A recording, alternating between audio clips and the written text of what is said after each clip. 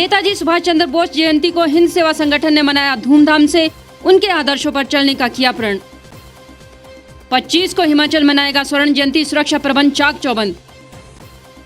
11वें दौर की बातचीत फिर बेनतीजात, सरकार ने साफ कहा इससे ज्यादा कुछ नहीं। और हिमाचल में बारिश, बर्फबारी और अंधड़ का येलो अलर्ट, अधिकतम तापमान में आई गिरावट। नमस्कार, स्वागत है आपका द रीव टाइम्स न्यूज चैनल में। मैं हूं अंजना ठाकुर। अब खबरें विस्तार से। क्रांतिकारी नेताजी सुभाष चंद्र बोस की जयंती को हिंद सेवा संगठन ने IIRD कॉम्प्लेक्स में मनाया। इस अवसर पर उन्हें और उनके बलिदान को भी याद किया गया। इस अवसर पर हिंद सेवा संगठन का स्थापना दिवस भी मनाया गया। बैठक की अध्यक्षता हिंद सेवा संगठन की प्रभारी रीटा वर्मा ने की।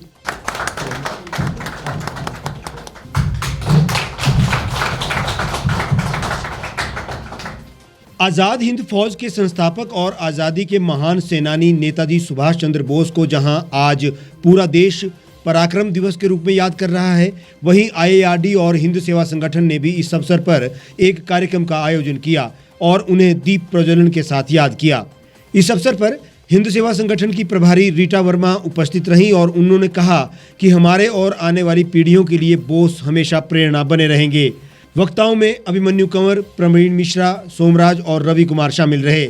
इस अवसर पर हिंद सेवा संगठन के प्रवक्ता ने कहा कि इस वर्ष गांव-गांव तक पहुंचकर HSS से सेवाएं देने की योजनाओं पर कार्य किया जा रहा है। उधर ऋषिकेश में प्रबंध निदेशक डॉक्टर LC शर्मा सहित सहयोगियों ने भी बोस को याद किया और कहा कि आज़ादी दिलवाने में भारत के महान सपूत नेताजी सुभाष चंद्र बोस का योगदान अतुलनीय है। इस अवसर पर ब्रिगेडियर BK खन्ना, निदेशक सुषमा शर्मा, SP शर्मा सहित अन्य लोग भी उपस्थित रहे। हिमाचल प्रदेश को पूर्ण राज्य का दर्जा मिले 50 वर्ष पूरे होने जा रहे हैं। प्रदेश सरकार इस अवसर पर स्वर्ण जयंती समारोह को भव्य तरीके से मनाने की तैयारी में है। इसको लेकर ऐतिहासिक रिज मैदान पर भव्य पंडाल बनाया जा रहा है।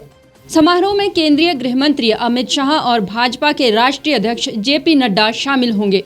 गृह मंत्री अमित शाह और भाजपा के राष्ट्रीय अध्यक्ष जगत प्रकाश नड्डा के दौरे को लेकर शिमला शहर को 11 सेक्टर में बांटा गया है। इस दौरान सुरक्षा के पुख्ता इंतजाम किए जा रहे हैं। IG south range Himanshu Mishra ने शिमला में सुरक्षा इंतजामों का जायजा लिया और बाद में शिमला के बचत भवन में उपायुक्त, SP सहित अन्य अधिकारियों के साथ बैठक भी की। उन्होंने अधिकारियों को सतर्क रहने की हिदायत दी ताकि सुरक्षा व्यवस्था शहर में बेहतर रह सके। पुलिस विभाग के अधिकारियों को बेहतर समन्वय स्थापित करने के आदेश दिए और यातायात संबंधित विस्तृत जानकारी प्रदान की। हिमांशु मिश्रा ने आपातकाल सुविधाएं, एम्बुलेंस सेवा और अग्निशमन सेवाओं पर विचार विमर्श किया। राजधानी शिमला के रिज मैदान पर होने वाले राज्योत्सव दिवस कार्यक्रम की तैयारियों को लेकर शहरी विकास मंत्री सुरेश भारद्वाज ने नगर निगम शिमला की बैठक ली। इस अवसर पर सुंदरीकरण और स्तरोन्नत योजनाओं पर नगर निगम की समीक्षा की और अधिकारियों से बेहतर समन्वय स्थापित करने के निर्देश दिए। उन्होंने कहा कि इसे एक पर्व की तरह मनाएं और शहर में स्वच्छता के दायित्व को समझें और स्थानीय लोगों को जागरूक करें। 25 जनवरी 2021 को हिमाचल प्रदेश अपने पूर्ण राज्यत्व के 50 वर्ष पूरे कर रहा है। इस अवसर पर राज्य स्तरीय समारोह शिमला के रिज मैदान पर हो रहा है, जिसमें भारत के यशस्वी गृह मंत्री आदरणीय श्री अमित शाह जी और भारतीय जनता पार्टी के राष्ट्रीय अध्यक्ष श्री जगत प्रकाश नड्डा जी और हिमाचल प्रदेश के माननीय राज्यपाल तथा माननीय मुख्यमंत्री श्री जयराम ठाकुर जी उपस्थित रहने वाले हैं। ये कार्यक्रम साल भर 51 अलग अलग इवेंट्स के साथ जो है वो मनाया जाएगा, क्योंकि हिमाचल प्रदेश ने पूर्ण राज्यत्व प्राप्त करने के बाद एक जो लंबी विकास यात्रा की है, उसमें देश के अग्रणी राज्यों में हिमाचल प्रदेश भी शुमार हुआ है। सेब राज्य बना है, ऊर्जा राज्य बना है, पर्यटन राज्य के रूप में विकसित हो रहा है। और केवल मात्र सरकार ही नहीं, इसमें सामाजिक हमारी जो धार्मिक संस्थाएं हैं वो भी भाग लें, जिन्होंने अपने कोरोना वायरस के काल में बहुत उल्लेखनीय कार्य हैं वो जनता की सेवा के लिए किए हैं। उनमें हमारी गुरुद्वारा सिंह सभा है, हमारी शिमला की सूद सभा है, सनातन धर्म सभा है, आर्ट ऑफ लिविंग है, अग्रवाल सभा है, हमारी जो है वो, उसके अलावा व्यापार मंडल हैं, हमारे ऐसे अन्य व्यापारियों के संगठन हैं, वाल्मीकि सभा है। इन सब ने जो है वो बहुत महत्वपूर्ण कार्य किया है। जो नगर निगम के हमारे महापौर, डिप्टी महापौर और अपने काउंसलर्स हैं, और साथ ही साथ जो है सामाजिक संस्थाओं के जो प्रतिनिधि हैं वो आज इस बैठक में उपस्थित थे।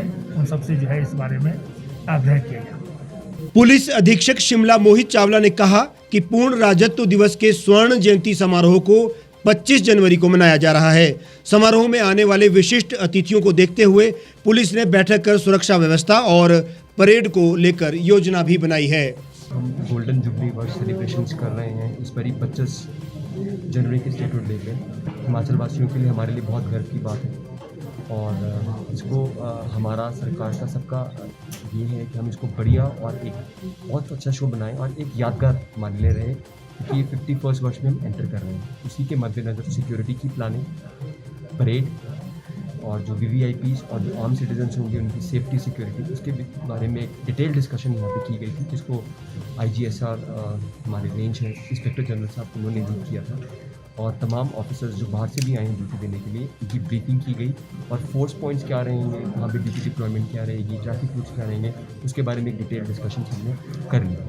कृषि कानूनों को लेकर गतिरोध लगातार जारी है। इस बीच किसानों और सरकार के बीच 11वें दौर की बातचीत पूरी हो चुकी है, लेकिन अभी भी स्थिति जस की तस बनी हुई है। बातचीत में सरकार ने साफ कह दिया है, जो प्रस्ताव दिया है उससे ज्यादा कुछ भी नहीं दे सकते हैं। वहीं कृषि कानूनों को वापस लेने पर किसान अड़े हुए हैं। इतना ही नहीं, 26 जनवरी की परेड के साथ ही किसान ट्रैक्टर रैली करने से भी पीछे नहीं हटे हैं। केंद्र सरकार और किसान नेताओं के बीच 11वें दौर की बैठक खत्म हो गई है। ये बैठक भी बेनतीजा रही। बैठक के बाद पत्रकारों से बातचीत करते हुए कृषि मंत्री नरेंद्र सिंह तोमर ने कहा कि इनसे बेहतर हम कुछ नहीं दे सकते। नए कृषि कानूनों में कोई कमी नहीं है। हमने किसानों के सम्मान में प्रस्ताव दिया था, वो अभी तक कोई निर्णय नहीं कर सके हैं। उन्होंने किसानों से कहा कि आप अगर किसी निर्णय पर पहुंचते हैं तो हमें सूचित करें, इस पर फिर हम चर्चा करेंगे।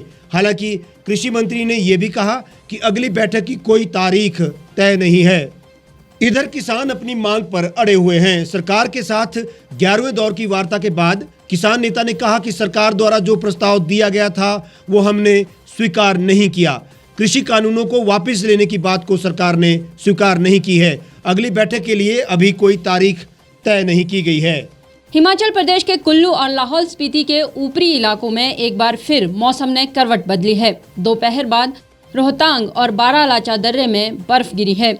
धौलाधार की ऊंची पर्वत श्रेणियों में और सीबी रेंज की पहाड़ी कुंजुम दर्रा की ऊंची चोटियों पर भी हल्का हिमपात हुआ है। चोटियों पर हल्की बर्फबारी से मनाली में ठंड का प्रकोप बढ़ गया है।